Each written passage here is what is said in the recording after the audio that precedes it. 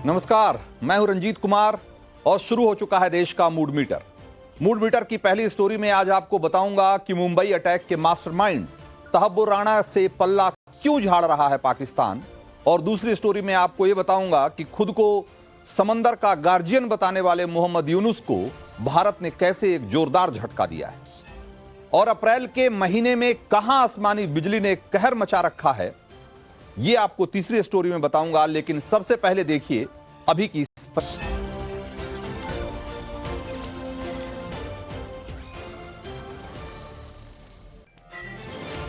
तो आपको सबसे पहले मैं ये बता रहा हूं कि आज जो मुंबई हमले के मास्टरमाइंड हैं, उनमें से एक महत्वपूर्ण कड़ी तहब्बुर राणा को भारत लाने का जो एक मुहिम चल रही है वो अब पूरी हो चुकी है, और अब से थोड़ी देर बाद ही ये बताया जा रहा है कि घंटों की बारिश में लखनऊ में कई जगहों पर जलभराव। गोमती नगर इलाके में अंबेडकर पार्क के पास पानी भरा।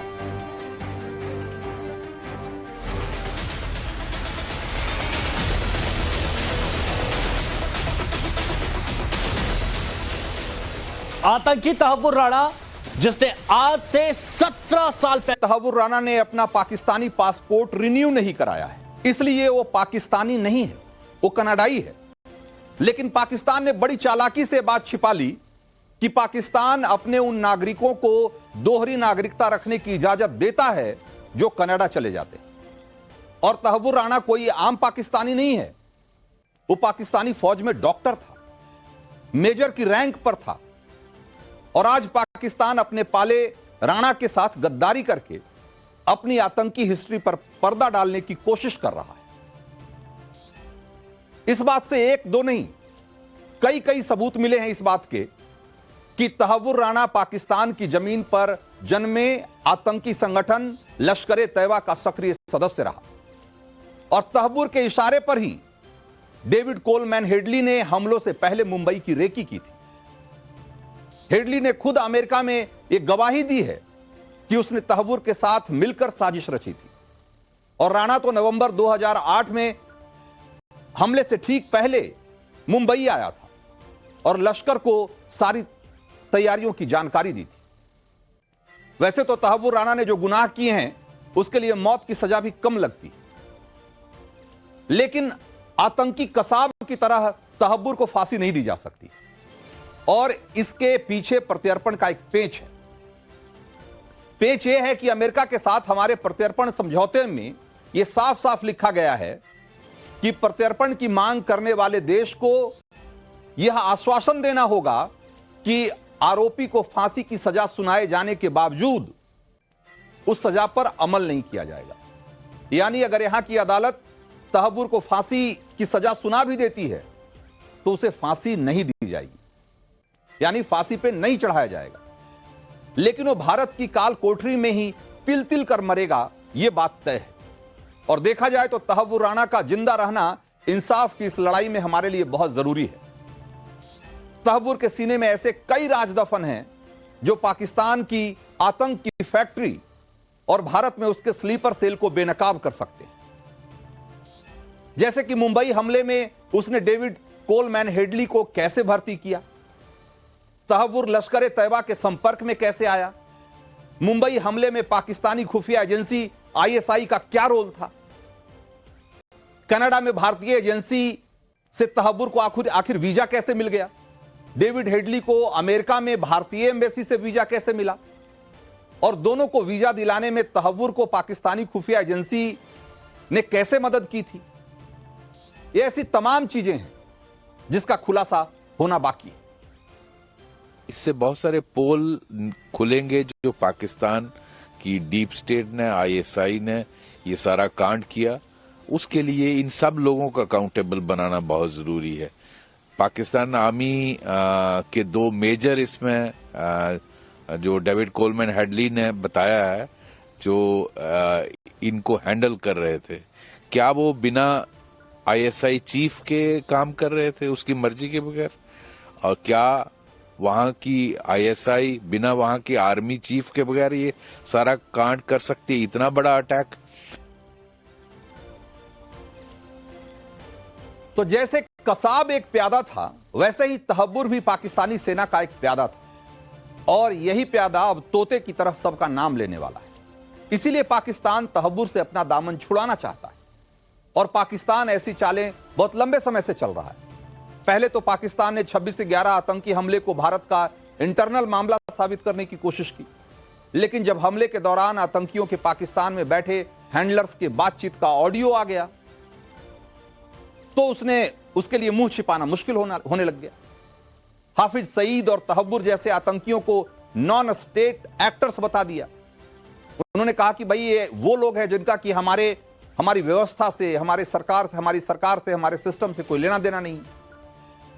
मुंबई हमले को लेकर पिछले 17 साल में पाकिस्तान ने अपने मुंह से जितनी बार भी गुनाह कबूला है, इसकी लिस्ट पाकिस्तानी पत्रकार आरजू काजमी ने कुछ घंटे पहले ही सबके सामने रखी। आपको उनका एक बयान सुनना चाहिए। इंशाअल्लाह ये साबित नहीं कर सकते तो एक तरीके से उसने ये तो स्वीकार किया कि वहां के हमले में उसका हाथ था, लेकिन वो ये कह रहा है कि आप इसे साबित नहीं कर सकते। लेकिन तहव्वुर राणा के प्रत्यर्पण के बाद 26/11 आतंकी हमले में हाफिज सईद का रोल और उससे जुड़े कई सबूत, कई तथ्यों के सामने आने की उम्मीद बढ़ जा रही। 26/11 आतंकी हमले के गुनहगारों के हिसाब की अगर बात करें तो जमात-उद-दावा का सरगना हाफिज सईद और लश्कर-ए-तैयबा का ऑपरेशन चीफ जकी-उर-रहमान लखवी, यही दो चेहरे हैं जो पाकिस्तान में छिपे बैठे। हाफिज को बचाने के लिए पाकिस्तान ने चालाकी दिखाई है। उसने आतंकी फंडिंग के मामले में 31 साल की सजा सुनाकर उसको नजरबंद कर दिया है, जानबूझकर भारत को सौंप नहीं रहा है। वहीं जकी-उर-रहमान लखवी को पाकिस्तानी खुफिया एजेंसी ISI के आदेश के बाद दिसंबर 2024 से ही अंडरग्राउंड कर दिया गया है। पाकिस्तान ने उसे बचाने के लिए भी आतंकी फंडिंग केस में 15 साल की सजा सुना रखी है। लेकिन पिछले साल चैंपियंस ट्रॉफी के दौरान एक वायरल वीडियो ने एक खुलासा कर दिया कि लखवी कैद में नहीं है, बल्कि वो हुलिया बदलकर घूम रहा है पाकिस्तान में। वहीं 26/11 आतंकी हमले का जो तीसरा गुनहगार डेविड कोलमैन हेडली उर्फ दाऊद गिलानी है, वो अभी अमेरिका की जेल में बंद है। अक्टूबर 2009 में शिकागो एयरपोर्ट पर वो पकड़ा गया। अमेरिका में उसे 35 साल की सजा सुनाई गई। लेकिन उम्मीद है कि जैसे आज तहव्वुर राणा का प्रत्यर्पण हुआ है, वैसे ही डेविड कोलमैन हेडली को भी उसके गुनाहों की सजा यहीं की मिट्टी पर मिलेगी। और इसका भरोसा इसलिए है क्योंकि पीएम मोदी ने तहव्वुर राणा को सजा दिलाने का जो प्रण 14 साल पहले लिया था, उसे पूरा कर दिखाया है। सुनिए वो बयान जब ओबामा जी के दौर में तहव्वुर को मुरब्बत मिलने के बाद पीएम ने क्या कहा था, जरा एक आपको बयान सुनाते। अमेरिका की शिकागो की कोर्ट में आज राणा एक टेररिस्ट को मुक्त करने का फैसला हो चुका है। इस घटना ने आतंकवाद के खिलाफ लड़ने वाली हर शक्तियों के लिए, हर सरकार के लिए एक नया सवालिया निशान खड़ा किया है। किस आधार पर 26/11 के मुंबई के आतंकवादी घटना के दोषियों को निर्दोष करार करने की हिम्मत शिकागो कोर्ट करे? इन्वेस्टिगेशन किसने किया? जहां घटना घटी उनका रोल क्या रहा? यहां के पीड़ित लोग हैं, उनको न्याय कौन दिलाएगा? अमेरिका ने पाकिस्तान को खुश करने के लिए ये मिली भगत से कोई पैंतरा रचा है, कोई व्यू बनाया है। तो नरेंद्र मोदी ने यह स्पष्ट कर दिया था कि चाहे इन आतंकियों को बचाने के लिए अमेरिका या दुनिया भर के इसके जो संगठन हैं जितनी ताकत लगा लें, लेकिन एक दिन इंसाफ होकर रहेगा और हिंदुस्तान में इन्होंने जो गुनाह किया है उसकी सजा इसी मिट्टी पे मिलेगी। और जो उन्होंने कहा वो कर दिखाया है। और जो बाकी इस हमले के जो बाकी आरोपी हैं उनके साथ भी यही होगा। देर लग सकती है लेकिन अंधेर नहीं है, इस बात को याद रखिए। तो अब आगे बढ़ते हैं और बांग्लादेश के प्रधानमंत्री मोहम्मद यूनुस चीन के कंधे पर चढ़कर जो उछल रहे हैं और भारत के खिलाफ लगातार बयानबाजी कर रहे हैं। यूनुस ने चीन की गोद में बैठकर जो कहा उसकी क्या सजा, उसका क्या सबक भारत ने दिया है जो लंबे समय तक याद रखेगा, वो आपको दिखाएंगे।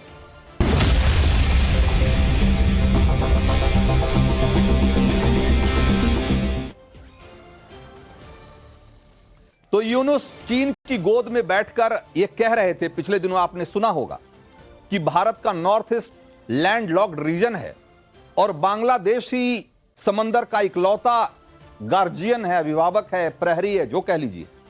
और अब भारत ने एक ही झटके में यूनुस को उनकी औकात याद दिला दी। चीन की तरफदारी कर रहे यूनुस को भारत ने सबक सिखा दिया है और यह बता दिया है कि कायदे में रहोगे तभी फायदे में रहोगे।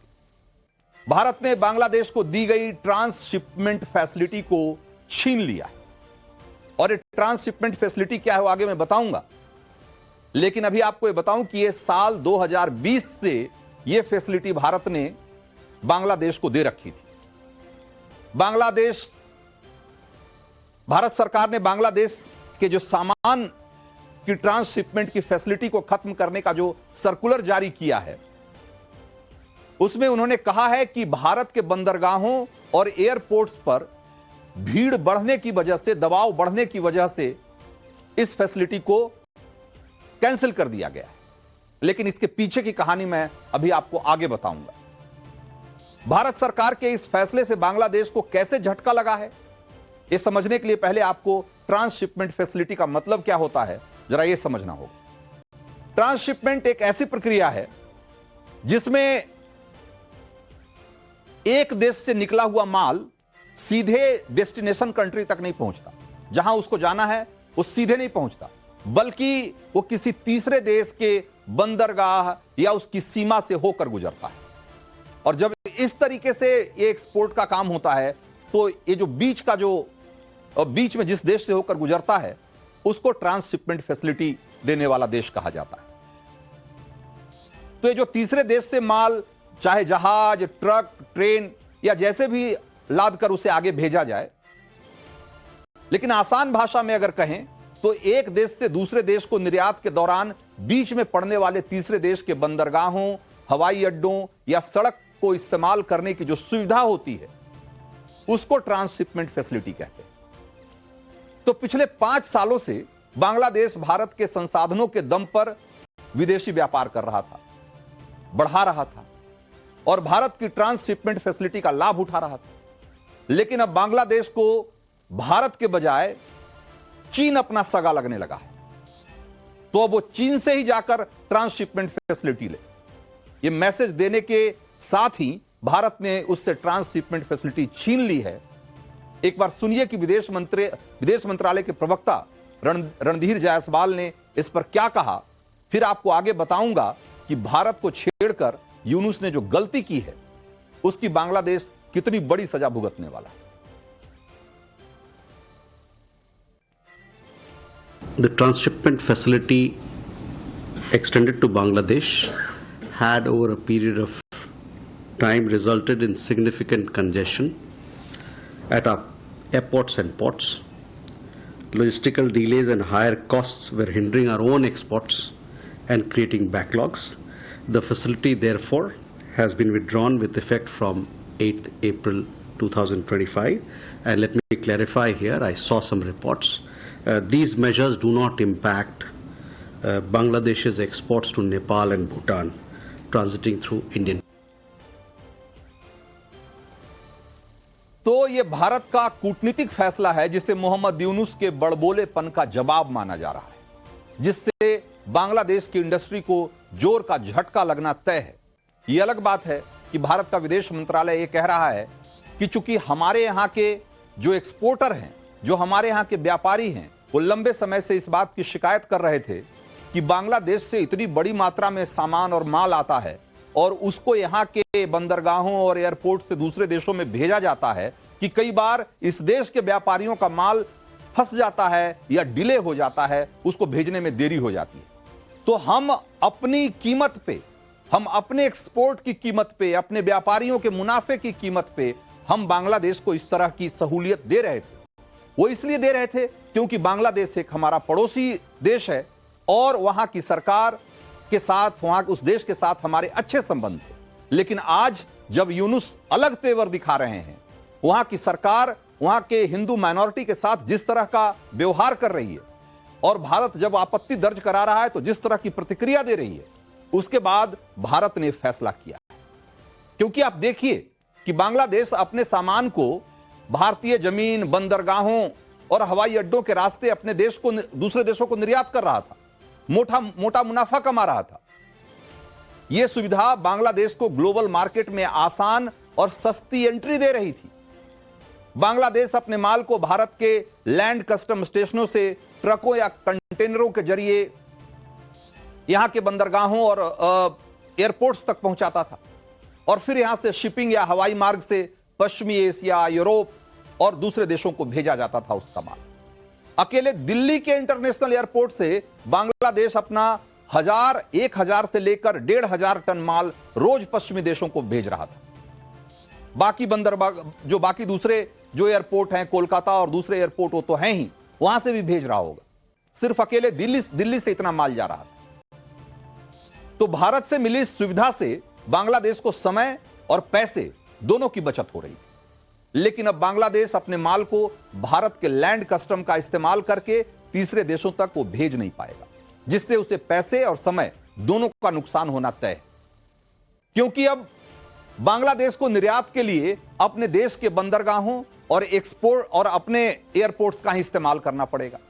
लेकिन बांग्लादेश के बंदरगाह और एयरपोर्ट्स की इतनी क्षमता नहीं है कि वो इस तरह की एक्सपोर्ट की सुविधा दे पाए। भारतीय बंदरगाहों की तुलना में बांग्लादेश के बंदरगाह और एयरपोर्ट्स की इंटरनेशनल कनेक्टिविटी भी कम है। वहां बहुत कम इंटरनेशनल फ्लाइट्स आती हैं, कार्गो फ्लाइट्स कम आती है, इसलिए वहां से कम सामान भेज पाएंगे। इसलिए बांग्लादेश को अपने यहां से निर्यात करने में भारत की तुलना में लगभग 3 गुना ज्यादा खर्च करना पड़ता है। और रिपोर्ट्स के मुताबिक शिपमेंट फैसिलिटी बंद होने से बांग्लादेश की एक्सपोर्ट कॉस्ट 15 से 20% तक बढ़ जाएगी और उसे सालाना 17,000 करोड़ रुपए का घाटा होगा। तो बांग्लादेश के टोटल एक्सपोर्ट में गारमेंट बिजनेस की हिस्सेदारी 80% और बांग्लादेश के गारमेंट एक्सपोर्टर भारत से माल पूरी दुनिया में भेजते हैं। क्यों भेजते थे, अब इसकी वजह भी जान लीजिए। तो ढाका इंटरनेशनल एयरपोर्ट पर अगर टैरिफ की बात करें तो इतना हाई है कि 1 किलोग्राम गारमेंट्स अगर भेजना हो यूरोप तो $3 का खर्च आता। लेकिन दिल्ली एयरपोर्ट से अगर वही माल भेजा जाए तो सिर्फ $1.25 का खर्च आ रहा। इसीलिए बांग्लादेश के गारमेंट व्यापारी 1900 किलोमीटर दूर ट्रकों और कंटेनरों में पूरा माल भर के पहले दिल्ली भेजते थे और यहां से उनका माल पूरी दुनिया में एयर कार्गो के जरिए जाता था। दिल्ली एयरपोर्ट पर बांग्लादेश से रोजाना कम से कम 300 ट्रक आते थे बांग्लादेश से। सोचिए, अकेले दिल्ली एयरपोर्ट पे 300 ट्रक। अब आप खुद अंदाजा लगाइए कि भारत ने बांग्लादेश को कितना बड़ा झटका दिया है और जिसका असर यह देखिए कि बांग्लादेश के व्यापार सलाहकार ये अभी भी उम्मीद जताए बैठे हैं कि भारत अपना फैसला देर सवेर जरूर वापस ले लेगा।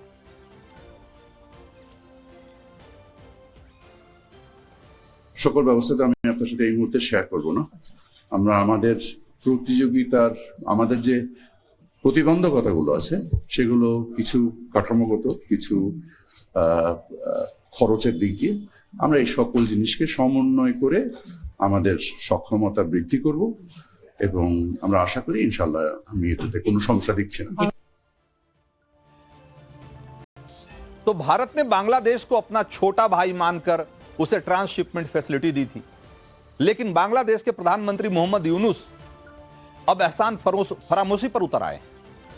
मोहम्मद यूनुस न सिर्फ भारत को लेकर भड़काऊ बयान दे रहे हैं बल्कि भारत को कूटनीतिक चुनौती भी दे रहे हैं।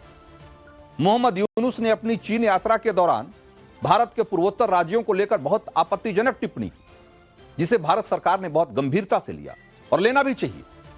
भारत ने ट्रांसशिपमेंट फैसिलिटी छीन कर मैसेज दिया है कि हद में रहो वरना बहुत पछताना पड़ेगा।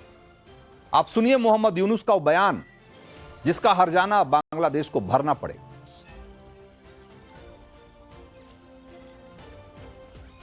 7 states of India, eastern part of India, called Seven Sisters. They are landlocked country, landlocked region of India. They have no way to reach out to the ocean. We are the only guardian of the ocean for all this region. So this opens up a huge possibility. So this could be an extension of the Chinese economy.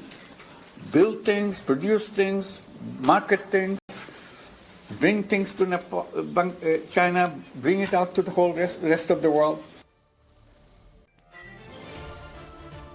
मतलब देख रहे हैं आप, जिस देश को अपना माल पूरी दुनिया में भेजने के लिए भारत के बंदरगाह और एयरपोर्ट्स का इस्तेमाल करना पड़ता हो, जिस देश की इतनी हैसियत नहीं हो कि अपने यहां बने माल को पूरी दुनिया में अपने बंदरगाह और एयरपोर्ट के जरिए भेज सके, उस देश का मुखिया चीन में जाकर खुद को समंदर का गार्जियन बता रहा है। यह कह रहा है कि भारत के जो 7 सिस्टर्स हैं, जो 7 स्टेट है पूर्वोत्तर के, उनके पास कोई दूसरा रास्ता नहीं है हमारे अलावा। भाई, जिनके एक्सपोर्टर्स के पास भारत से माल भेजने के अलावा कोई दूसरा रास्ता नहीं है, वो चीन में जाकर यह कह रहा है कि इस इलाके के जो स्टेट्स हैं भारत के, उनके पास हमारे अलावा कोई रास्ता नहीं है। गजब का बड़बोलापन और हिपोक्रेसी है। इसीलिए बांग्लादेश को उसकी औकात दिखाने के लिए भारत सरकार ने उससे ट्रांसशिपमेंट फैसिलिटी छीनी, क्योंकि चीन को लग रहा था कि वो बांग्लादेश के बंदरगाहों से अपना सामान दुनिया को भेज देगा। उस चीन को भी पता चलना चाहिए कि बांग्लादेश जब अपना ही सामान अपने बंदरगाहों से नहीं भेज पाता तो दूसरे देशों का सामान क्या खाक भेज पाएगा। और यूनुस से भूल रहे थे कि भारत अपने पड़ोसियों को दोस्त मानता है और चीन बिना फायदे के किसी को एक फूटी कौड़ी भी नहीं देता। भारत ने मैसेज भी दिया है कि अगर मोहम्मद यूनुस को लगता है कि अब चीन ही बांग्लादेश का भला कर सकता है, तो फिर बांग्लादेश यह करके भी देख ले, चीन से ही ट्रांसशिपमेंट फैसिलिटी भी हासिल कर। तो देश का मूड मीटर में अब वक्त है अगली स्टोरी का, और आपको यह बताने का कि अप्रैल के महीने में कहां और क्यों आसमानी बिजली ने कहर मचा दिया है।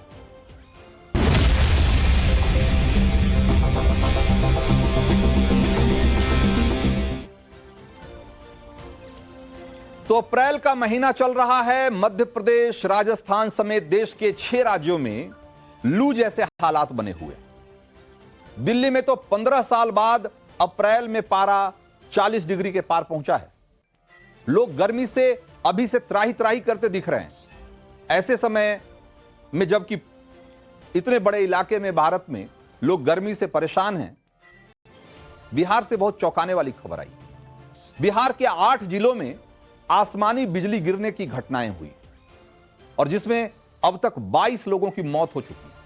आप सोचिए कि अप्रैल के महीने में बिजली गिरने से 22 लोगों की मौत हो गई और खतरा भी टला नहीं है, क्योंकि मौसम विभाग ने अगले 24 घंटे में बिहार के 38 जिलों में से 27 जिलों में आसमानी बिजली गिरने का पूर्वानुमान भी जताया है। बिहार मौसम सेवा केंद्र ने 12 अप्रैल सुबह 5:30 का जो पूर्वानुमान मैप जारी किया है, जरा उसको देखिए। दक्षिण पश्चिमी बिहार के कुछ हिस्सों को छोड़ दें तो पूरा का पूरा बिहार पीले रंग में रंगा हुआ आपको दिखाई देगा, जो कि हीट वेव यानी कि तेज गर्मी का इशारा कर रहा है। और इसी चिलचिलाती गर्मी में तेज हवा और बारिश के छींटों के साथ आसमानी बिजली गिरने की भी आशंका है। आपको यहां बिहार के सहरसा का वो वीडियो मैं दिखाता हूं अब जरा, जो दुनिया को चौंका रहा है। एक बार देखिए और सुनिए कि लोग क्या कह रहे हैं। इस